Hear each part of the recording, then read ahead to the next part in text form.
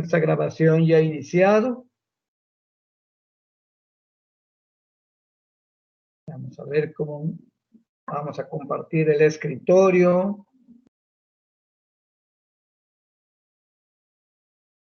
Correcto.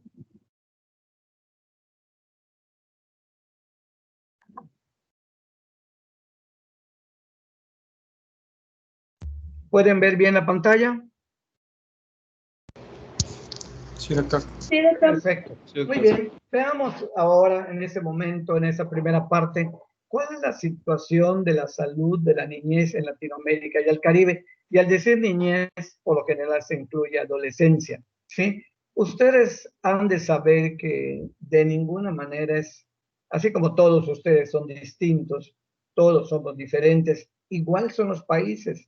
No es de ninguna manera, hablando de Latinoamérica y el Caribe, la situación de la niñez en México en general, que la de Nicaragua, que la de Chile, que la de Argentina, que la de Haití. Son muy diferentes, jóvenes, son muy diferentes, ¿sí? Entonces, lo que vamos a ver nosotros, vamos a ver de una manera panorámica qué es lo que hay allá. En el año 2015, apenas hace 5 años, se celebraron y renovaron una serie de compromisos, algo como la Ley General de Salud, que dijimos que está muy clarita, está muy bien, tiene cosas valiosísimas, pero lo mismo pasó, fíjense, al hacer el análisis. Se hicieron muchos compromisos en el pasado, por ejemplo, en el año 2000, lo de salud para todos, y estamos adquiriendo muchos más. ¿Lo podremos cumplir? Se preguntan la OMS y la Organización Panamericana. ¿Cómo podríamos avanzar? ¿Qué debemos hacer diferente? ¿Cómo mirar hacia adelante? ¿Y cómo construir un mundo mejor para toda nuestra descendencia? Ese tipo de cosas son las que podemos hacernos inclusive para el curso de pediatría, para el tercer año. ¿Qué compromisos hice en el segundo año? ¿Qué compromisos tengo ahora? ¿Los puedo cumplir? ¿Cómo puedo avanzar? ¿Qué debo hacer diferente? ¿Y cómo irme preparando cada vez mejor? Terminó la era de los objetivos del milenio, porque se terminó el milenio, la era de los objetivos de desarrollo sostenible. Y para cuando hagan su trabajo de investigación, fíjense ustedes que cuando pongas por primera vez unas siglas, debes poner qué significa y en adelante ya con que tengas solo ODSS, pues ya sabemos que nos estamos refiriendo. Vean ustedes cuáles son aquellos objetivos. Erradicar la pobreza extrema. No erradicar la pobreza. Se consideró que era un objetivo inalcanzable. Erradicar al menos la pobreza extrema. Educación básica para todos. Primeros 6 años, la primaria. Igualdad de oportunidades para el hombre y la mujer. ¿De qué manera esto cuenta para la salud? Muchísimo, muchísimo cuenta para la salud. ¿De acuerdo? La pobreza extrema, la educación básica, que ya lo comentamos, igualdad de oportunidades, reducir la mortalidad infantil. Si preguntamos, bueno, ¿y qué significa mortalidad infantil? Mortalidad infantil, el número de niños que mueren antes de cumplir el año de edad. ¿Sí?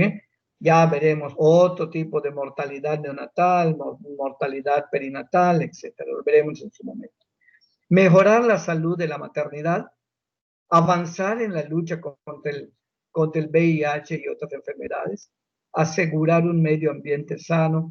Actualmente, a 5 años de aquellos objetivos, estamos padeciendo ya con los eventos ciclónicos, con el acumulamiento de basura en los océanos, la muerte de las especies marinas a consecuencia de tóxicos y a consecuencia de ingesta de plásticos en busca de comida.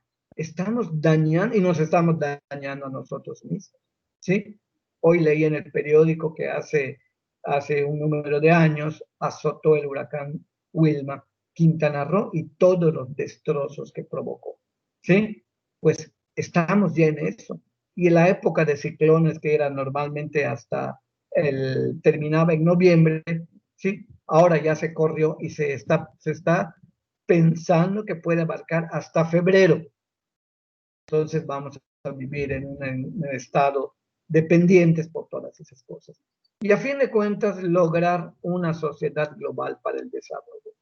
¿Y qué tanto se ha logrado? Pues nada, poco en una sociedad global. Cada país ve por sí mismo. Por ejemplo, ya hay países como Estados Unidos, como Gran Bretaña, etcétera, que ven por ellos mismos y lo que le puedan quitar a los demás, lo que le puedan expoliar a los demás, sin importar que la pobreza extrema aumente, sin importar que no haya encontrar oportunidades, sin tener buenos centros y personal capacitado. Hay países que no les importa y lo pueden leer en los periódicos, no estoy inventando nada, ¿de acuerdo? Y entonces se puede, hubieron avances, pues sí, hubieron avances, pudo hacerse mejor también. Y ahí podríamos tener entonces, vean ustedes, aquí están los objetivos del desarrollo sostenible, que también tiene que ver con fin de la pobreza, la nutrición, la salud y enfermedad, educación de calidad, ya no solo educación básica, sino educación de calidad, igualdad de género, que es algo que se está luchando mucho y se están logrando avances. Y en fin, en ese material ustedes los tienen, están todos los objetivos para el desarrollo sostenible, las alianzas para lograr los objetivos, la paz, ¿de acuerdo? La permanencia de las instituciones, vida saludable, en el curso de introducción a la terapéutica, espero lo hayan visto. En fin, este material lo tienen ustedes. Vean cuáles eran los objetivos del milenio. ¿Se logró algo? Sí se logró. ¿Se pudo hacer mucho mejor? Por supuesto que sí. Entonces los objetivos de desarrollo sostenible pues ya están más puntualizados, más medibles, ¿de acuerdo? Más fáciles de medir. Veamos entonces qué es lo que pasó, qué es lo que pasó en los objetivos del milenio, según la Comisión para el Desarrollo de América Latina. Se redujo la pobreza extrema y el hambre. ¿Cuánto? Se redujo la mortalidad infantil. ¿Cuánto? 1%. ¿Qué significa eso? Poco. Mayor número de niñas han sido incorporadas a la educación. Mejor acceso al agua potable. ¿Sí? Y acuérdense, una cosa es el agua intubada y otra cosa es el acceso al agua potable en los domicilios. Hay comunidades donde hay agua intubada en Yucatán, pero no siempre es potable. Y está en un lugar estratégico en el centro de la población y allá tiene que ir toda la gente a buscar con sus cubetas, con lo que puedan, sus recipientes, ir a buscar el agua potable. ¿De acuerdo? Mayor acceso a la tecnología de la información y de las comunicaciones. Yo no sé, la verdad, cómo lo estarán haciendo los niñitos de Taziú, la comunidad más pobre del estado de Yucatán, para poder tener su clase. Y no me imagino si ustedes han visto las clases como están en la televisión. Yo he visto personalmente que en mi nieto que, por ejemplo, le pone mi hija la clase, pero lo deja solo. ¿Qué creen que va a hacer un año? Que lo que le interesa es jugar, experimentar, buscar, curiosidad, brincar, saltar, moverse. No estudia, no aprovecha la clase y la cual me parece que no está hecha para el nivel de los niños preescolares. ¿De acuerdo? Entonces, no solamente es tener acceso a la tecnología para empezar, sino también tener una buena calidad de lo que van a hacer, lo que vamos a hacer con las tecnologías. Otro objetivo del desarrollo sostenible es algo que hace años y años se sigue luchando por evitar el agotamiento de la capa de ozono. Ya vieron ustedes que, por ejemplo, el actual presidente de Estados Unidos simple y llanamente se salió del Acuerdo de París. Es decir, me importa un cuerno la emisión de sustancias contaminantes, no me interesa el recalentamiento global, no me interesa que la evidencia demuestre que los polos se están derritiendo, sobre todo el polo norte, y eso va a incrementar, va a afectar la temperatura de los océanos, la supervivencia de las especies benéficas, la proliferación de las sustancias nocivas, y además va a elevar los niveles de las aguas, va a favorecer el desarrollo de ciclones, es decir, va a contribuir nos arrase poco a poco la naturaleza en protesta por lo que estamos haciendo. Dice para Latinoamérica y el Caribe, es la región más desigual, con mayor pobreza concentrada en los grupos más vulnerables, mujeres, niños y pueblos originarios a los cuales ya no se dice que ya no se les debe llamar indígenas, sino pueblos originarios, ¿sí? La lenta expansión del acceso a educación inicial y preescolar, baja matriculación en secundaria. Yo preguntaría, bueno, ¿y en qué manera perjudica esto a la niñez? Muchísimo, muchísimo. Y fíjense, expansión del acceso a educación inicial y preescolar. Tienen que ir aprendiendo de que no es lo mismo educación que educación de calidad. No es lo mismo una guardería que un kinder, que un CENDI, un Centro de Desarrollo Infantil. Para poder obtener una licencia como CENDI, debe tener un programa de estimulación temprana organizado, debe tener un sistema de alta seguridad para proteger a los niños, debe tener personal calificado. Vean cómo vamos cambiando aquello que dice, bueno, que tengan acceso a educación inicial y preescolar, punto. No, de calidad, debe ser de calidad. Y obviamente, pues estos niños que tienen una pobre educación inicial, pues llegan a una baja matriculación en secundaria. Entonces, ¿cómo vamos a poder avanzar en nuestra preparación y capacitación y tener una sociedad que exija sus derechos, que se defienda, que progrese, que busque su superación, que busque su cambio social? Pues se va a mantener como está o peor. Se habla mucho de género, los y las y los. Yo mismo lo hice en la conducción de la ceremonia, convencido de que eso debe ser así, pero el mercado laboral no se ha igualado. Lo de los diputados y diputadas que tienen que hacer 50 y 50%, ¿saben qué me parece, muchachos? A mí me parece en lo personal, con su opinión personal, de que eso es nada más para dar una imagen de igualdad. No quiere decir que haya una verdadera igualdad a la hora de la toma de decisión. ¿De acuerdo? Los costos de la participación laboral han sido asumidos de manera individual y privada por las mujeres.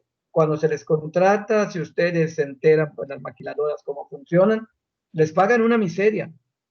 Y muchas mujeres que yo conozco empleadas de los sistemas de seguridad privada que están en los hospitales, y tú les preguntas, ¿cuánto gana usted por tantas horas de trabajo que tiene a la semana y que esta institución federal lo permite?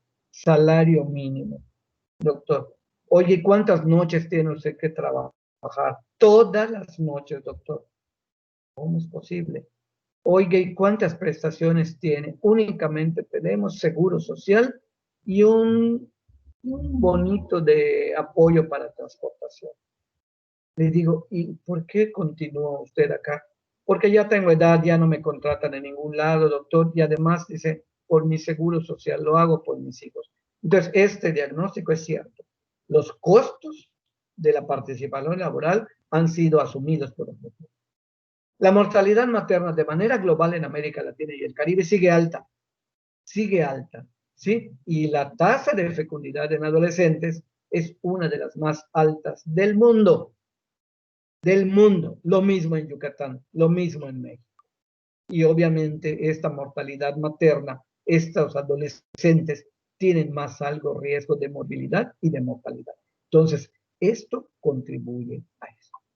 Lo de la emisión de gases de efecto invernadero per cápita, ¿qué es lo que se ha luchado por mantener los árboles, evitar la deforestación? Pero vean ustedes, el arrasamiento de los bosques, el uso de suelo para construir todo tipo de otras cosas que ha representado la quinta parte de esas emisiones. Y a nivel mundial, el 5%. Es decir, América Latina está peor que el resto del mundo en general. Han aumentado las infecciones por VIH, las muertes por SIDA, se han reducido de manera más lenta de lo esperado. Sigue la epidemia concentrada en grupos específicos, con dificultad al acceso y a atención adecuada. Eso no hay que dar demasiadas explicaciones para entender todavía la marginación, la carencia de medicamentos.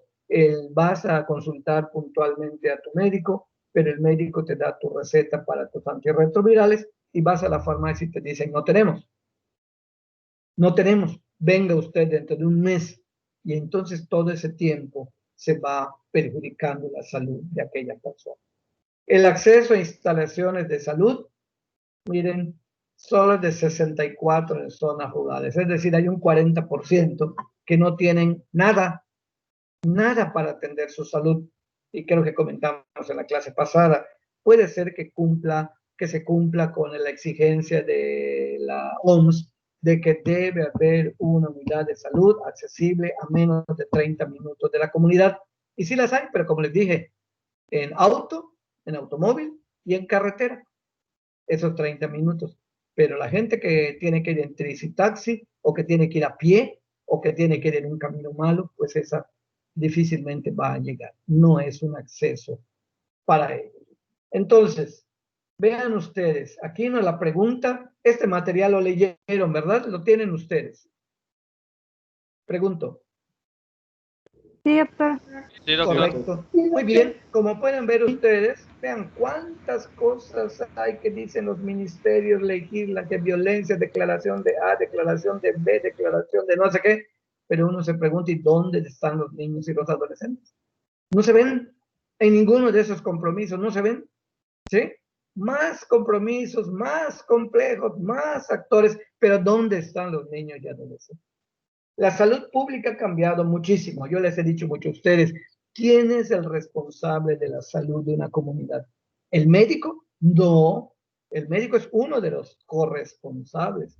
La responsabilidad de salud es de muchos sectores.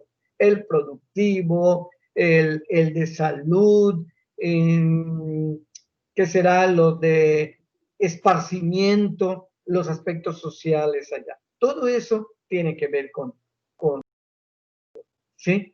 Hay foros globales, hay foros regionales, entran las instituciones filantrópicas. Sí se enteraron ustedes que Carlos Slim se comprometió a costear, a dar 500 millones de pesos para la vacuna del COVID. ¿Qué será 500 millones de pesos para una persona que tiene esa fortuna inmensa entre los más ricos del mundo? No es nada. Ahora, si todos los multimillonarios de México colaboraran con una parte así, pues yo creo que podríamos ir ayudando a invertirlo correctamente en donde se necesita. Y unos lugares que los demás se necesiten en salud. Yo estuve en una reunión, me acuerdo, en una reunión nacional del CIFRUS, donde se habló de que se había autorizado, se había triplicado los recursos para atender la salud del niño. ¡Wow! Dijimos todos, qué bueno. ¿Y cómo cambió? Cambió del 1% al 3%. Cuando que muchos países tienen más de 30% de su Producto Interno Bruto asignado a las necesidades de salud. Y ahí nos explicamos también, bueno, ¿por qué está nuestra salud tan pobremente atendida? Médicos escasos, mal pagados, no se quedan en la comunidad, no duran en la comunidad, tan pronto le asignan una base en una comunidad del interior del estado, meten su solicitud de cambio, apenas puedan, vuelven a Mérida. ¿Tienen razón o no tienen razón? Pueden tener razón. Díganme, en una comunidad como Tatsiu, si yo soy casado, si ya tengo hijos que van a requerir un CENDI, que van a requerir primaria, que van a requerir secundaria, y no hay, o todo es teleeducación, ¿sí? ¿Cómo voy a quedarme con mis hijos y mi familia allá? ¿Cómo puedo yo crecer profesionalmente allá? ¿Cómo puedo yo crecer socialmente allá? No hay las condiciones. Por eso digo de que vean ustedes cómo en otros lugares los médicos están mejor remunerados, pagan sus impuestos como nosotros pagamos, ¿sí? Pero tienen asignados mucho más recursos para medicamentos, mucho más recursos para prestaciones, para instalaciones hospitalarias, para actividades de prevención. El que piense que la prevención no cuesta está totalmente equivocado. La prevención cuesta. Las vacunas, por ejemplo, cuestan, ¿sí? Pero vamos, es una inversión mucho más productiva que el esperar a que se enfermen de polio, a que se enfermen de encefalitis por papera, de que se enfermen por neumonía, por hemófilos influenza tipo B, es mucho más caro, ¿de acuerdo? El panorama de la salud se ha ampliado y ya va más allá de los límites de un país con los vuelos intercontinentales jóvenes. Se acabó lo que significaba una frontera para frenar la entrada de determinadas epidemias. Vean, ya se acabó con el, vean qué ha pasado con el COVID. El COVID-19 no hay país que se haya escapado. Y aquellos países que dicen que yo ya no tengo, es una de dos. O es un lugar muy pequeño y ha podido tener mucho control o está mintiendo. A fin de cuentas, las mentiras pues son parte de las estadísticas en salud. No lo digo yo, lo dicen los expertos. Los ciudadanos y la sociedad civil, yo espero que ustedes también demanden y eleven su voz, protestemos en temas de salud en nuestros espacios local, nacional, regional. Y ahí tienen ustedes, por ejemplo, un ejemplo de un programa que se llama Mi Salud, que se hizo en Uruguay, en el cual aspiraba a lograr transmisión vertical cero del VIH. Transmisión vertical. ¿Saben qué es transmisión vertical? ¿Alguien me quiere comentar qué es transmisión vertical del VIH? De madres a hijos. Correcto, correcto, de mujercita embarazada, ¿sí? Al hijo en gestación o de madrecita parturienta al hijo a quien da lactancia. Hace unos 5 años la OMS decía, puede dar lactancia materna con seguridad una madre VIH positivo. Ya cambió. Es una contraindicación absoluta el que dé leche materna una madrecita que está positiva al VIH. Bueno, pues eso es lo que se menciona, que la salud está presente con fuerza en la política. Pero a veces a mí me da mucho coraje, mucha tristeza de que a veces las cosas salen solo para la foto. Y luego ahí queda, ¿sí? Luego ahí queda. Fue muy famoso un caso en nuestro México, que se los comento, en una presidencia no muy lejana, en la cual a los médicos de un hospital determinado de México, un hospital de relevancia nacional, le notificaron que el fin de semana iban a tener equipos de diagnóstico nuevecitos. Ellos no lo creyeron. Cuando llegaron el lunes, todo el equipo de laboratorio había sido renovado, equipos de última generación, ¿sí? De última generación, y los químicos y los médicos estaban felices, felices porque llevan a trabajar, a hacer nuevas pruebas, dar mejor calidad de atención. Sorpresa, cuando llegan al otro día, están desmontando todo y ellos protestan. Oigan, ¿pero por qué? Porque lo vamos a llevar a otro hospital para que lo presente el presidente. A su tiempo les haremos llegar los equipos que les corresponden a ustedes. Solo fue para la fotografía del señor presidente, su comitiva, secretario de salud, etcétera. Sí, solo fue para la foto. ¿Sí? Y al día siguiente les quitaron todo y se lo llevaron a otro hospital para tomar otra foto. Por eso les digo, tenemos que participar en política, tenemos que ser críticos, observar todo esto y en nuestro momento hacer lo que nos corresponde. Aquí mi trabajo es darles conciencia de las cosas, de qué se dice y qué cosas se hacen, ¿verdad? Todos los presidentes, todos los secretarios de salud quisieran tener o declaran tener, pues, el propósito de hacer trabajos conjuntos. Y dicen allá, también hemos realizado intercambios en temas de la calidad, estamos muy empeñados los dos países en salud, etcétera, tal. Infancia y salud, prioridades de la jornada en zona fronteriza. Es decir, está presente la palabra salud con fuerza en la política externa. ¿Qué ha pasado a 5 años de todas esas declaraciones?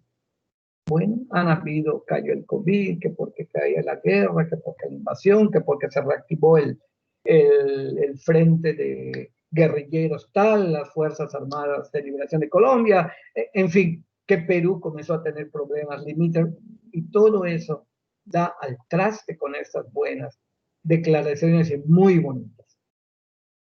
En 15 años se redujo a más de la mitad el número de personas sin acceso a la salud. Eso es un buen dato. Se redujo a más de la mitad el número de personas sin acceso a servicios de salud. Qué bueno, porque eso habla del desempeño de un gobierno. Y si ustedes me preguntaran, oiga, doctor, dígame un estándar de oro para que yo evalúe la calidad global de atención de un sistema de salud. Muy sencillo, jóvenes. La mortalidad materna. Fíjense, la mortalidad materna es uno de los estándares de oro. Si todo está bonito, edificios nuevos, gente nueva, muy capaz, todo lo que tú quieras, muéstrame sus estadísticas de mortalidad materna. Y si están malas, significa que aunque tengan lo de última generación, los procesos de atención, el acceso a la atención de salud, el lugar donde se atiende el parto, el personal que atiende a los niños, quién los cuida, la lactancia materna. Vean, un solo indicador nos habla de muchas cosas. Mortalidad materna. ¿Sí? Número de mujercitas que mueren entre la semana 28 y el día 28 postparto. ¿Sí? Pero vean qué dicen las empresas, y eso fue relativamente reciente también. Él dice, yo no tengo nada que ver, dice la Coca-Cola con obesidad. ¿Sí? 100 millones de mexicanos la consumen, casi todos o todos. Pero dice, yo no tengo nada que ver con que esté muy azucarado o que sea algo adictivo o que yo esté abrumando de publicidad desde la niñez a los mexicanos. Es cuestión, declaró la Coca-Cola, es cuestión de ellos el no tener educación en salud. No es culpa mía. A las grandes empresas, sobre todo a las transnacionales jóvenes, les importa un rábano la salud. No les importa, lo que les interesa es vender, lo que les importa son sus ganancias. Y la Coca-Cola está en todo el mundo, y la tenemos en México, y la tenemos en Yucatán. Conozco comunidades sumamente alejadas de Mérida, que están, mire, con caminos malos, caminos angostitos, pero entre el camión de la Coca-Cola y entre el camión de la Pepsi-Cola con sabritas y con todos esos alimentos chatarra. ¿Por qué no entra la salud? ¿Por qué no entran los recursos? ¿Por qué no entran lo que se requiere para tener ese centro de salud medianamente equipado? ¿Cuál es la razón? ¿Sí? Y ahí es donde tenemos que ver cómo se mezclan salud, cómo se mezcla política, cómo se mezcla economía, cómo se mezcla educación, cómo se mezcla participación social, cómo se mezclan toda una serie de intereses. ¿Sí? ¿De acuerdo? Si ustedes me preguntan, doctor, y usted, a ver, ¿cuántas Coca-Cola se toman a la semana? Se lo puedo decir con la palabra de honor. Ninguna. Ninguna. ¿Sí? Ninguna. Simple y llanamente no quiero ser parte, como le digo a mi familia, yo no quiero ser parte de ese, ni de la obesidad, ni de la fuga de dinero que representa de nuestro país, todas las ganancias que se van hacia allá. ¿Que dan trabajos en México? Sí, claro, pero trabajos con el límite mínimo de pago y las ganancias grandes se van a la empresa en los Estados Unidos. ¿De acuerdo? Y así les puedo mencionar varios.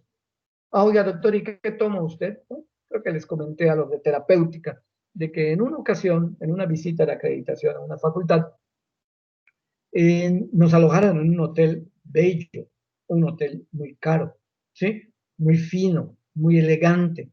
Y a la hora de trabajar, a las 6 de la tarde, en el día estábamos en la escuela, en los hospitales, y en la tarde a las 6 yo citaba a mi equipo a trabajar y que nos tuvieran allá algunos bocadillos y, y algo para tomar, café y algo para tomar, así les decía. Pero en ese hotel me sorprendió porque nos dieron de tomar, nos pusieron unas latas de refresco embotellado, pero nos trajeron 2 jarras grandes de agua con un limón, una, y la otra con una fresa cortada a la mitad, sin azúcares. ¿Y saben cómo cambia el agua con solamente un poco de limón, con un poco de un pedacito de fresa? Desde ahí comencé a modificar mis hábitos de toma de líquido. A mí también me usaba el café, también me tomaba yo aquí un refresco sin azúcar, etcétera. Pamplinas. No hay como el agua. No hay como el agua. El organismo lo que necesita es agua. ¿De acuerdo? Pero vean, pues aquí tienen ustedes una declaración. Yo no tengo nada que ver con la obesidad. Hay a los millones de mexicanos que quieren consumirla porque no tienen educación en salud. Otro de los rápidos cambios en el rol de la salud pública. ¿Tenemos cuántas? Tenemos 30 diapositivas nada más. No vamos a ver todas completas. Pero miren, en la salud pública hay muy poquitos especialistas en salud pública. Fíjense que no es una especialidad que atraiga. Entre mis opciones, cuando estaba en el servicio social, estuve en una clínica de campo y me gustó mucho lo que era cuando me tocó el área de medicina preventiva. Y me gustó. Yo ya tenía la decisión de ser pediatra, soñaba con ser pediatra, pero me gustó y pensé en medicina familiar y pensé en salud pública hasta que me enteré que salud pública ve colectivos, ve a los colectivos, no ve individuos. Y la medicina familiar me gustó mucho el programa, pero sin embargo, cuando comencé a darme cuenta de cuántos pacientes tienes que atender en una hora, y ni qué decir en 8 horas, no, dije, no les voy a poder dar una buena calidad de la atención. Fue cuando decidí, está correcto lo que yo quiero, no es mi vocación esta, ni es mi vocación la salud pública, ¿de acuerdo? Pero es algo indispensable. ¿Por qué razón? Porque son quienes hacen la planificación, son los que van siguiendo el curso de las epidemias. No sé que ustedes qué opinión tengan del subsecretario López-Gatell. Para mí es una persona muy valiente, que a pesar del viento y marea y los ataques y todo, sigue ahí. El cómo se ha manejado la pandemia, los resultados que tiene la pandemia, no se los podemos achacar todos al gobierno federal, no se los podemos achacar al gobierno de Yucatán, al municipio de Mérida. La participación social, la colaboración, es la que ha jugado el papel más importante. Ahorita, ¿qué implica esto para nosotros? Bueno, ya viene la influenza. Me pregunto yo cuántos de ustedes ya se vacunaron, ya se aplicaron la vacuna anual. Yo ya me la puse. Mis pacientes me preguntan, ¿dónde nos recomiendan? ¿En el hospital o en la privada? Porque no queremos ir al hospital. Mire, yo me la puse en mi hospital. Responde a su pregunta. Pero es que estábamos pensando, ¿quieren ir a privada? Váyanse a una privada, una clínica privada de confianza, donde tengan sistemas especiales para casos de falla de energía eléctrica, etc. Y entonces viene la pregunta que va para nosotros y para ustedes. Como profesor, ¿qué rol estoy jugando? Crearles conciencia, crearle conciencia a mis pacientes y sus papás, irlos educando, a enseñarlos a prevenir lesiones, enseñarles la importancia de las vacunas a pesar de lo que salió. ¿Cuántos pacientes no me preguntaron de mis pacientes en el hospital y en mi consultorio particular? Doctor, no le quiero poner la vacuna del sarampión, la triple viral al niño, porque ya leí en el Facebook, porque ya leí en no sé dónde, porque me compartieron que produce autismo. Y seguí, no hay que ponerla, debe ponerse, no es cierto eso. Y el tiempo nos dio la razón. Pocos años después, la propia revista Lancet, una de las más prestigiadas, ¿sí?, reconoció que cometió un error al aceptar publicar ese trabajo, porque se hicieron investigaciones detalladas por un comité de expertos en torno a ese trabajo y se demostró que eran resultados manoseados deliberadamente, ¿sí? Y a las personas que hicieron ese trabajo perdieron su licencia y quedaron en vergüenza ante toda la comunidad científica del mundo. ¿Sí? Entonces ya cuando fue pasando, cuando salió, lo recorté y lo tenía yo. Vea, señora, aquí está. Ya ocurrió esto. Vea, ya salió lo que le...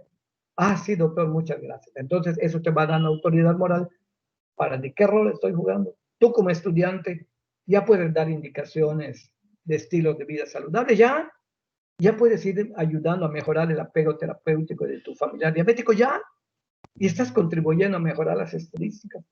Simplemente con que ayudes a enseñar a tus sobrinos a que se laven las manos rutinariamente antes de comer y después de ir al baño, ya estás contribuyendo a mejorar las estadísticas de enfermedad diarreica. ¿Se dan cuenta de eso? Con el saludo de la sana distancia, con el estornudo de etiqueta, estamos ya educando y estamos contribuyendo a que quizá la influenza sea mucho menos agresiva a nivel poblacional que lo que ha sido el COVID. Yo recuerdo muy bien que a la época de la influenza nunca había gente en los paraderos de autobús con su cubrebocas, nunca, nunca. Las medidas no fueron digamos, tan estrictas, por lo menos declarativamente, pero eh, vean, nos dio problemas la influenza y mucho.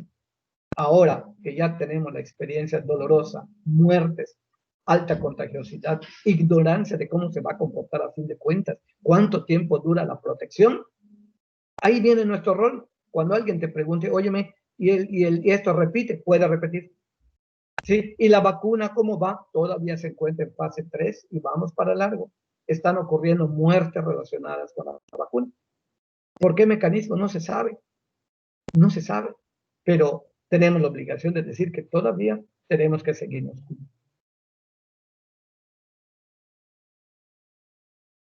Para hacer las cosas más interesantes, veamos qué otros cambios están sucediendo y de manera rápida. Ahí está. Eso nadie se los tiene que engañar. Vean ustedes solamente lo que se llama la transición demográfica. Vean la pirámide poblacional del 90, ¿sí? Del 50, perdón, de los años 70, de los años 90 y del año 2010. Vean para qué sirven las estadísticas. Vean cómo cambió dramáticamente esto de aquí para acá. Vean cuántos ancianitos teníamos. Vean cuántos ya habían en 2010 y las proyecciones que se hacen es que esto siga empeorando. Cambios en la estructura de edad, cada vez menos niños de manera global, vean, y cada vez una población anciana, dependiente, que requiere cuidados, que la corren del trabajo por edad. Ya no es que te quieras jubilar o no, te tienes que jubilar.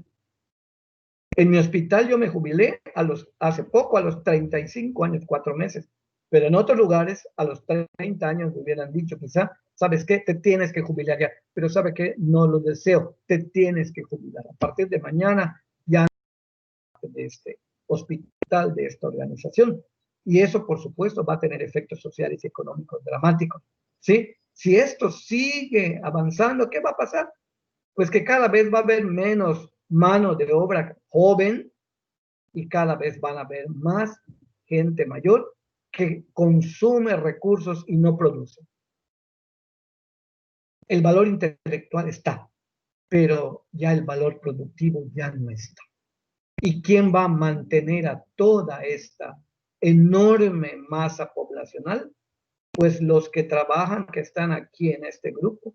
Tendremos más impuestos, tendremos casas más chiquititas, tendremos sueldos más limitados, tendremos mucho mayor cantidad de impuestos, ¿sí? Tendremos menos muchas cosas, ¿sí?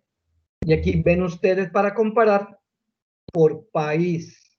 Vean, en todo este tiempo, vean la proyección, cómo se pinta, muy diferente para Cuba, por ejemplo. Vean ustedes cómo está la población mayor de 65 años,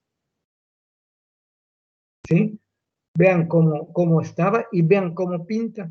Y vean la población de 15 a 64, cómo va a bajar. Y vean la población de 0 a 14, cómo también está bajando. Y Cuba tiene sus particularidades. Honduras, vean la diferencia. ¿Por qué aquí no hay nada? Porque no hay información. Hay países que no dan información porque tienen números terribles, números rojos, ¿sí? Aquí tienen ustedes dos ejemplos. Vean ustedes cómo está comparando a dos países de Latinoamérica y el Caribe. Vean ustedes cómo tienen diferencias tan importantes. En Cuba se planifica. mucho. Pero ¿sabes qué? Obligatoriamente. En China se planifica, pero ¿sabes cómo? Obligatoriamente. ¿Sí? Y en otros países, como en nuestro país, no es obligatorio. Es por convencimiento, pero los números no cambian. ¿Sí? Yo vi en Cuba, no me lo cuentan, yo lo vi en una clínica, en un policlínico, que tenían allá un área, un gabinete que se llamaba de regulación menstrual. ¿Qué era la clínica de regulación menstrual? Pues algo sencillo, algo muy sencillo. Lo que era la clínica de regulación menstrual era de que tú, mujercita, tienes un primer fallo menstrual, ¿sí? Debes, esperas una semana, etcétera, debes irte a la clínica de regulación menstrual. Te programan inmediatamente, te dan ahí ambulatoria, te dan anestesia general, te hacen un legrado y ya te regularon tu menstruación. Obviamente la natalidad está controladísima, obviamente las malformaciones congénitas son mínimas o no existen. ¿Por qué? Porque no da tiempo ni siquiera a que se forme un embrión. Y eso no me lo cuentan. Pero eso no se dice, no se publica. No, se llama clínica de regulación menstrual para aquellas mujeres que tienen irregularidad menstrual. ¿Se dan cuenta del eufemismo? ¿En cómo se hace en otros lugares? Bueno, en otros lugares la legislación tan avanzada, entre comillas, permite que ya sabes que estás embarazada, lo compruebas con un estudio y simplemente vas a tu clínica, a tu hospital, al que perteneces, oiga, me quiero abortar. Perfecto, ¿cuándo? Tal día, viene tu programa, todo, y ya estuvo. Síndrome de Down, lean el Nelson, busquen el Nelson de pediatría, en cuarto año lo van a estudiar.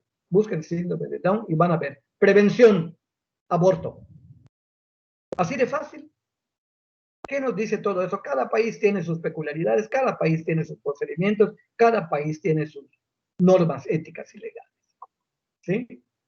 Y para América Latina, vean ustedes esto, que es la relación de dependencia total de menores de 15 años y de personas son de dependencia total. Los de menos de 15 años se supone que son dependencia total, aunque sabemos que en toda Latinoamérica los niños los mandan a pedir limosna, a trabajar desde los 6 años. Y de personas de 60 años que también las mandan a trabajar pidiendo limosna, parados allá, dando lástima. ¿De acuerdo? Y la relación, vean ustedes, aquí está, mayores de 60 años. ¿Sí? Y vean ustedes los adultos económicamente activos, vean cómo se ha reducido mortalidad, se ha reducido fertilidad y lo que se llama el bono demográfico se está yendo para abajo. Se está yendo para abajo. Entonces, prepararnos para esto, ¿cómo lo podemos traducir? Hay que invertir en niños y adolescentes, muchachos. Por eso, mi curso de pediatría lo que debe llevarles es, uno, a estar conscientes de qué importancia tiene la niñez desde el momento de la gestación o antes. Y con los adolescentes, que son un grupo que se considera que ya puede hacer las cosas solo, que ya no necesita cuidados médicos, que no consulta. Una cosa es que no consulten y otra cosa que no tengan problemas de salud. ¿De acuerdo? Y cuidar no solo el crecimiento, sino algo que vamos a ver en las siguientes clases, desarrollo en los primeros años. ¿Sí? Buscar de qué manera lleguen y terminen la secundaria y ver de qué forma podemos insertarlos en el mercado laboral en su momento. Sino que lo que va a pasar, que los pocos adultos productivos van a tener que mantener a todos los menores de 15 años y a las personas de 60 años o más. ¿Sí? Transición epidemiológica, me pasé del tiempo que había dicho, pero vamos, para que no tengamos interrupción, vamos a terminar. Transición epidemiológica. Las enfermedades de los años 40, 50, 60, 80, 2000, 2020 ya cambiaron, ya han cambiado. Antes, en mi época de estudiante de medicina, habían varias clínicas particulares que la fuente de ingreso eran los niños con enfermedad diarreica aguda, porque a todos se les ingresaba, a todos se les canalizaba con soluciones parenterales, se quedaban 3 a 5 días, se les ponían antibióticos a todos, ¿sí? Y pues era un costo enorme. Y ahora ya no. La enfermedad diarreica aguda sigue siendo una causa importante de morbilidad, pero ya no de mortalidad. ¿Qué hizo la diferencia? La hidratación oral. Pero no, la hidratación oral no pegó de buenas a primeras.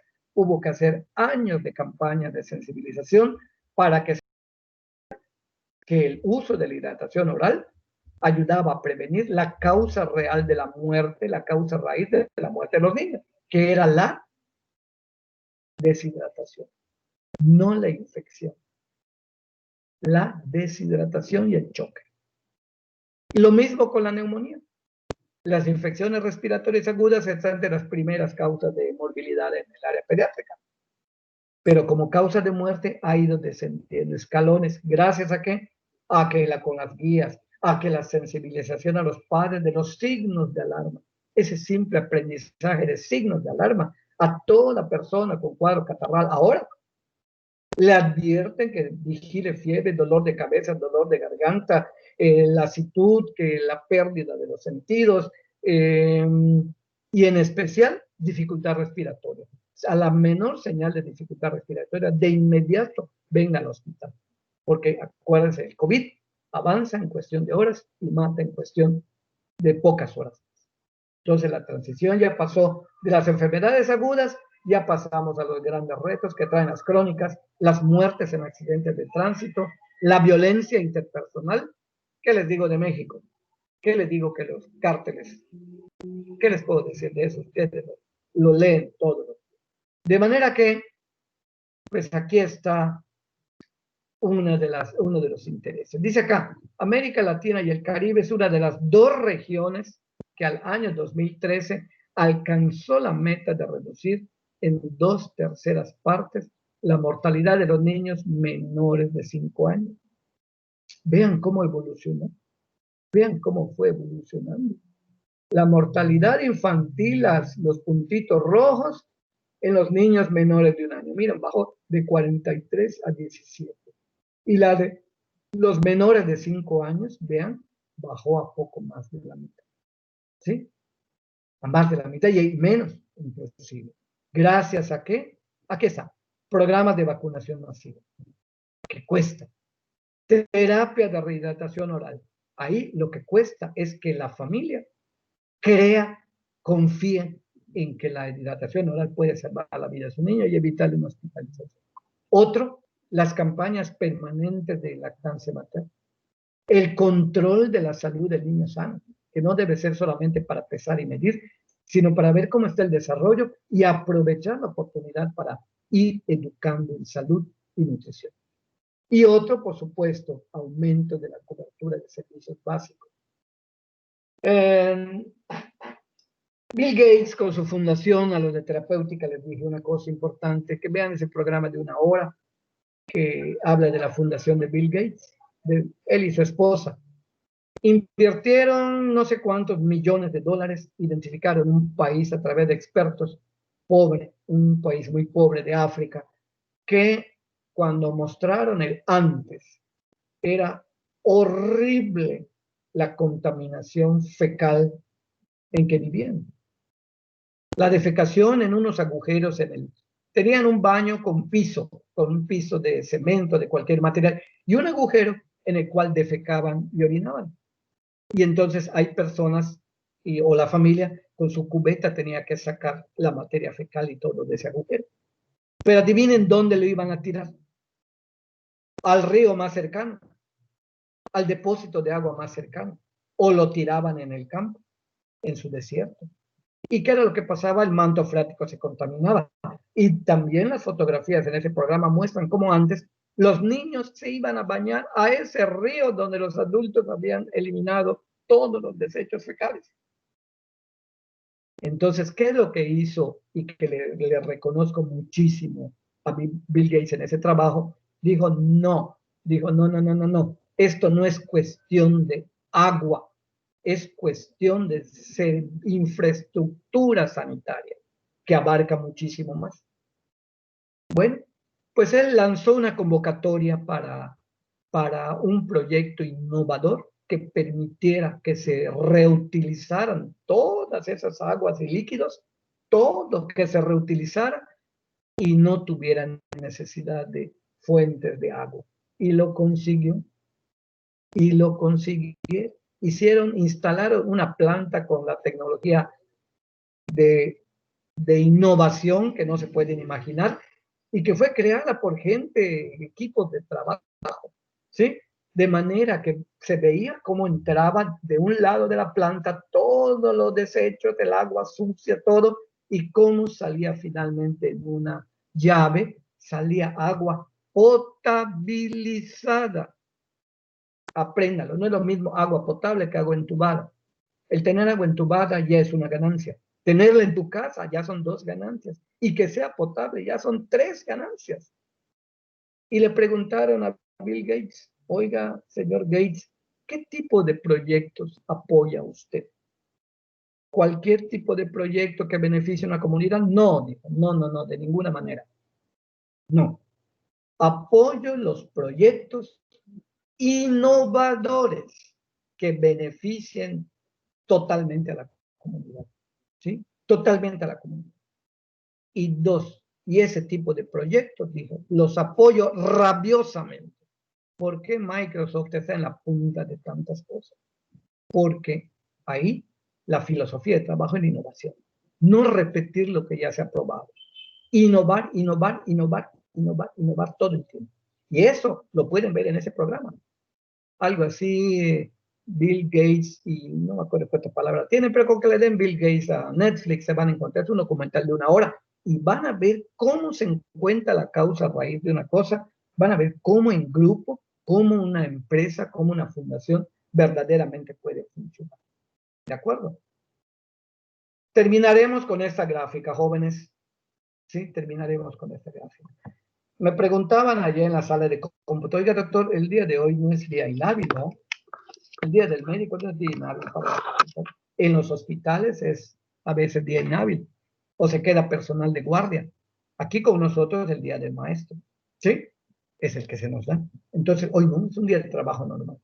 Vean ustedes esa diferencia. A mí me gustan mucho las comparaciones de datos.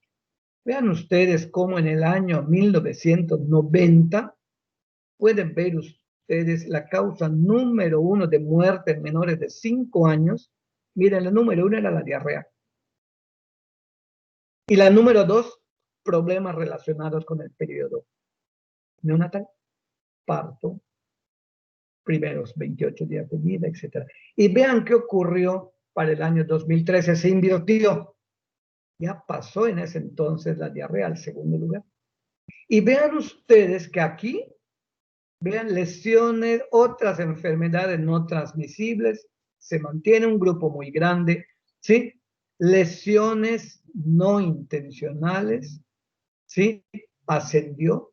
Y vean ustedes cómo fueron cambiando la diabetes, cómo subió la diabetes del número 8 al número 6. Vean ustedes cómo las neoplasias brincaron del número 11 al número 9 y actualmente ya subieron otros escalones. Vean ustedes las lesiones autoinfligidas, cómo estaban en el número 14 y ya subieron al 12. Y los problemas del VIH-Sida, aquí estaban, no aparecían acá y ya están en el lugar número 16. Luego entonces, ¿cuáles son nuestros desafíos para comenzar, jóvenes? Leer nuestros materiales, hacer análisis. Ya fijé el día de hoy, fecha de entrega de los materiales de estas 2 sesiones. Va a ser de mañana sábado, el otro sábado. Y tienen ustedes el instructivo muy sencillo para subir sus tareas. El desafío va a ser para mí leerlas todas, pero tengan por seguro que lo voy a hacer y ponerles un comentario, aunque sea breve, de su trabajo. Aquellos que ponen 2, 3 líneas, pues díganme ustedes, ¿qué resultado puedo valorar allá? Ninguno. Tampoco me interesan los rollos, por eso después una cuartilla o 2 cuartillas, según, y atención con las tareas integradoras. Ejemplo, no lo sé, lactante, por decirles un ejemplo al azar.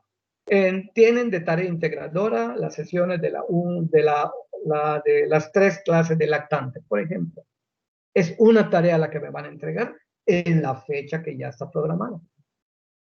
Para las primeras que ya está programada, con calma el día del fin de semana voy a programar las demás, pero ya tienen varias ya con fecha de entrega. ¿De acuerdo? Entonces voy a quitar esto para que podamos.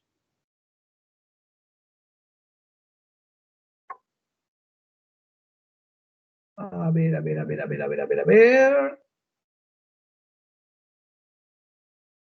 Aquí está. Muy bien. Veo que tenemos a 52 participantes en esta reunión. Inhalen profundamente, muchachos. Y me pregunto una cosa. Lucy Noemí, te pregunto. Contéstame si eres tan amable. ¿Tiene Sí, algún doctor. sentido que yo imparta una clase de esta naturaleza con el material que ya lo tienen? ¿O sería suficiente con que, oiga, doctor, pues déjenos dormir 2 horas y nosotros leemos nuestro material y ya? Pues claro que tiene importancia esta clase, doctor, porque a pesar de que nosotros podamos leer el material, el cual por sí mismo es muy útil, pues usted con su experiencia como especialista y en todos los años que lleva, pues nos puede comentar de forma personal cómo realmente esta información afecta al día a día en nuestras comunidades. Correcto. ¿Tú qué opinas, Iván Rafael?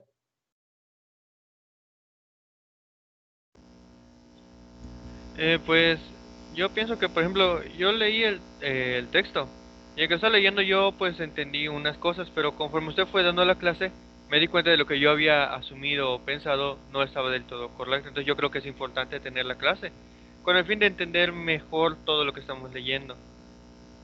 Correcto. Joaquín Jesús, ¿consideras que ese panorama que les mostré de otros años para América Latina y el Caribe no aplique para nuestro país y nuestro estado? No, realmente se aplica porque, como usted mencionó durante el documento y, bueno, el material que tenemos, hay varias situaciones, varios municipios, principalmente en nuestro estado y en el país, que realmente comparten similitudes con los países del Caribe y del resto de Latinoamérica, entonces sí aplicaría. Hay un mapa, correcto, muy bien. Hay un mapa que está en su material, si no me equivoco, donde se ve todo el continente americano, todo, Norteamérica, Latinoamérica, todo, el Caribe, donde se ven de diferentes colores de verde los países y te habla de este color significa tal estadística, esto significa tal cosa. Pero hay lugares como vas a ver, como Nicaragua, si no me equivoco, o Haití, que están en blanco. Uno diría, ah, caramba, tienen un sistema de salud perfecto en el que no se enferma ni se muere nadie. No, no tienen estadísticas, no las dan. Entonces, ¿cómo podemos enfrentar un problema si no lo conocemos? Ese es el valor de la epidemiología, ese es el valor de la estadística. ¿De acuerdo? Pues vamos a terminar la clase de hoy, muchachos, ¿sí? Vamos a terminar la clase de hoy. Disfruten este día, que ya saben que ustedes son médicos en formación, ¿sí? Felicítense por estar metidos en esta profesión. ¿Que les va a hacer sudar? Sí. ¿Que les va a hacer sufrir a veces? Sí, pero que es de la profesión de las más generosas. ¿Y a quiénes nos debemos? ¿A los niños? No, nos debemos a toda la población, muchachos. Yo como pediatra me debo a mis pacientes pediátricos, pero también a sus familias y también a los ancianitos que piden ayuda. Entonces tenemos que nunca olvidar que primero somos médicos generales, que como nos pide el perfil de egresado, de excelencia. Debemos esmerarnos por ser excelentes y no perder nunca de vista que podemos y debemos solucionar la mayoría de los problemas más comunes. ¿De acuerdo? Retiro la grabación.